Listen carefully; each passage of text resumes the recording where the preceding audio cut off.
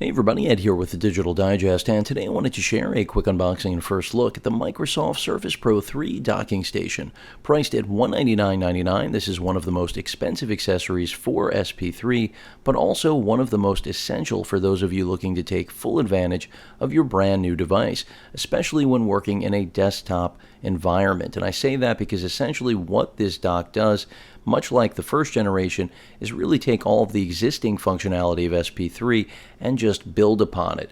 So really this is about powering the device but also adding functionality, and $200 is a steep price, no doubt about it, but I can assure you that when it comes to build, fit, and finish, as well as the overall quality of the product, Microsoft does not in any way slack, and that's a good thing. The first gen I'm still using to this day, and for those of you that, again, are looking for the desktop experience, there are other options out there that are less expensive. They simply won't be as polished and, frankly, as well made directly for the SP3. So you can see on the far left we have the Kensington security lock if you do want to lock down the dock for security purposes, your power port, your mini display port for video out. I believe it supports up to 2 additional monitors at 3840 by 2600 maximum resolution. So again, this is all about that desktop experience. The SP3, much like the Surface Pros before it, coming in and really being that hybrid that can do it all. Essentially, if you only need Ultrabook specifications to drive whatever business tasks or schoolwork, whatever it may be that you're actually doing. You have 2 USB 2.0 ports as well as now 3 USB 3.0 ports. This is a big improvement over the previous generation, which only had 2. You can see the third one is over on the right-hand side. We've got an audio jack as well as, of course, an Ethernet port. So this is basically what you would expect, but the big difference is that we now have far more, or I should say a wider array of USB peripheral ports. More importantly, more USB 3.0 support. We only had 1 jack on the previous gen, now we have 3. Microsoft essentially doing what they've done with the entire SP3 lineup, which is answering most of, I think, the consumer market's desire for what they didn't do in the first and second gen, and that applies to the dock here as well. So pricing, I think, is still the only true area of contention with this device, but when you look at the competition, keep in mind, as I mentioned before, that it will do a lot of what this will, but you will have a lot of exposed wires that here at least will all be really, I would say, handled relatively well, and overall it just tends to, in my opinion, pay if you're buying into a system like this to retain the fit and finish of the entire device. So let me go ahead and get this out of the box. You'll finally see this now after my intro here. But I want to reiterate that this is expensive, but when you look at the fact that it's been built from the ground up for this device, it is larger than the previous gen, so that also means it's going to accommodate more things, and that's why it does, frankly. We've got the power brick, I'm assuming, right here in this box. And there it is. I believe there's also a pen holder on this device.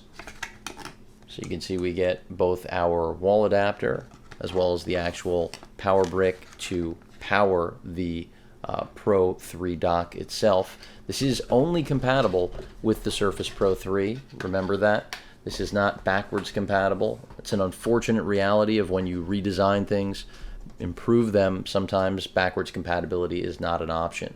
Gen 1, in terms of the dock, did support both Gen 1 and 2 of the Surface Pro lineup.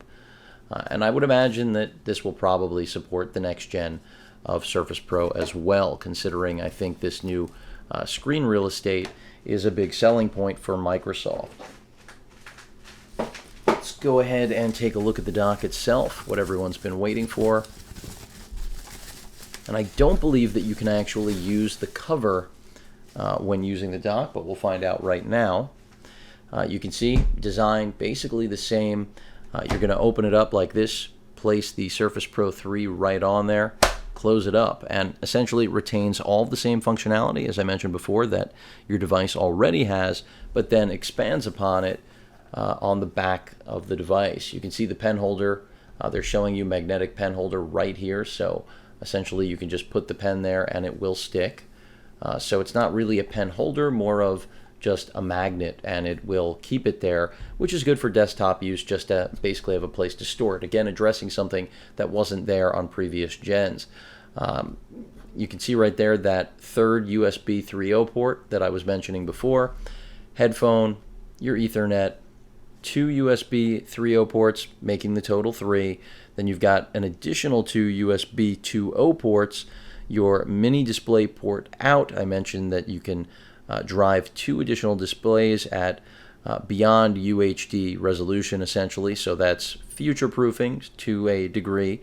And then the power port itself and the lock right there on what is actually the right side, even though it's our left in this video, because of course front-facing, that is the right side of the dock. So yes, all of the wires will be at the back. You'll have a clean look. Let's take a look at what SP3 actually looks like on it.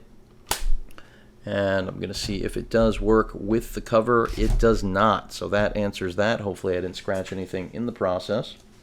Let me go ahead and pull the cover off. And as I mentioned before, I did not think it was going to, but it was certainly worth a shot. And there you go. So that's pretty much it. And that's how simple it is. Once it's powered on, this is the entire profile, the form. Everything looks as it really should, and it keeps things slim.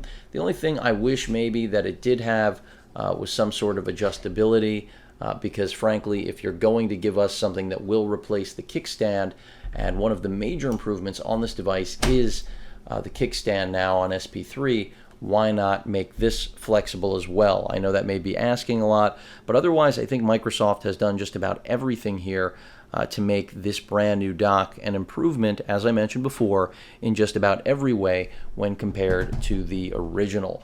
It is a little bit larger, but much like the tablet itself, far more powerful in what it's going to allow you to do when transitioning into a desktop environment. So again, at $200, it is expensive, but when you look at the $50 to even $150 replacement devices, and there are a lot of them out there that will give you port replication and allow you to use video out and things like that, I really don't see a better solution pound for pound, in my opinion. Of course, if you have one, feel free to offer it, but when you get that whole horde of wires going, and it doesn't even do necessarily everything that the SP3 dock can do, I'm not sure that you're really saving yourself all that much. Of course, there are devices out there for $50.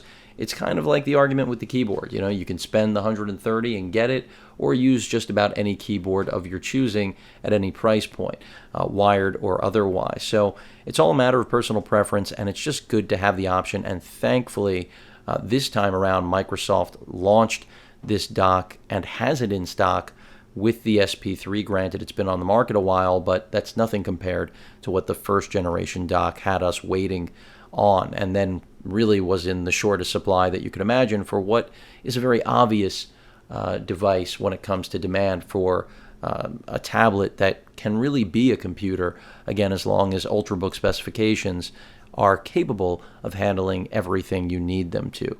That pretty much covers it. Again, initial impressions. I will be updating all of you on my experience with the SP3 dock. Hope you enjoyed the video. Any questions or comments, please feel free to post them. And of course, as usual, please feel free to subscribe. Later.